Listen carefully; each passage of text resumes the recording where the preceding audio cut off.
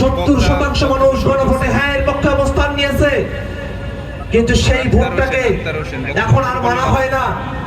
সরকার দল থেকে বলা হয় যে 4টা প্রশ্ন করা হয়েছে, তার 3.5টা মানে, বাকি আধাটা তারা মানে না।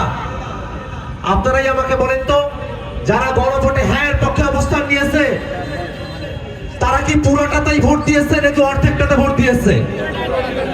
তারা পুরোটাতেই ভোট দিয়েছে। অতএব গণভোটের রায় আধা দিনা পুরোপুরি ভাবে এই বাংলাদেশে বাস্তবায়ন করতে হবে। কেন বাস্তবায়ন করা প্রয়োজন? কারণ আমরা দীর্ঘ সময় ধরে দেখে এসেছি বাংলাদেশের একটা পিএসসি আছে, পাবলিক সার্ভিস কমিশন। এই সরকারি কর্ম কমিশনের মাধ্যমে নিয়োগ হয়ে থাকে। আমরা অতীতের সরকারগুলোর সময়টাতে দেখেছি যে দল সরকার গঠন করে সেই দলের লোকদের শুধু চাকরি হয়, আর কোনো চাকরি হয় না। এটা বন্ধ হওয়া দরকার আছে না? এই কারণে আমরা ঐক্যবদ্ধ কমিশনে একমত হলাম যে পিএসসি গঠন করা হবে। এটা শুধু সরকার দলের কথাই হবে না, একটা নিরপেক্ষ বোর্ড থাকবে, সরকার দলের লোকও থাকবে, বিরোধী দলের লোকও থাকবে, সবাই মিলে একটা নিরপেক্ষ মানুষকে এই পাবলিক সার্ভিস কমিশনের প্রধান করবে।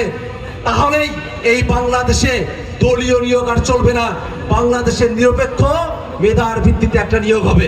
আমরা এরকম একটা বাংলাদেশ চাই না? সেরকম একটা বাংলাদেশের জন্যই কিন্তু আমরা অগ্রসর হচ্ছি। এই বাংলাদেশে তত্ত্বাবধায়ক সরকার নিয়ে নানা ধরনের অস্থিরতা তৈরি হয়েছিল। যখন তত্ত্বাবধায়ক সরকার আসলো, এই তত্ত্বাবধায়ক সরকার হাসিনা এসে বাদ করে দিল। তত্ত্বাবধায়ক সরকার বাদ করে দেওয়ার মধ্য দিয়ে বাংলাদেশের 17 বছরের একটা ফেসিবাদ চাপায়া দিল। আমরা দেখলাম এই তত্ত্বাবধায়ক সরকার আমাদের জন্য প্রযোজ্য একটা বিষয়, কিন্তু বর্তমানে যে ফর্মুলায় তত্ত্বাবধায়ক সরকার আছে এই ফর্মুলার কারণেই মূলত অসুবিধা। কারণ তত্ত্বাবধায়ক সরকার হবে সাবেক বিচারপতিদের থেকেই তত্ত্বাবধায়ক সরকার করার যে ফর্মুলা, তার মধ্য দিয়ে বিচার বিভাগকে দলীয়করণ করার দিকে নিয়ে যাওয়া হয়। এই কারণে আমরা বললাম ওই জায়গা থেকে বেরিয়ে আসতে হবে, তত্ত্বাবধায়ক সরকারের একটা নতুন ফর্মুলা দিতে হবে। সেটা জুলাই সনদের মধ্যে বলা আছে।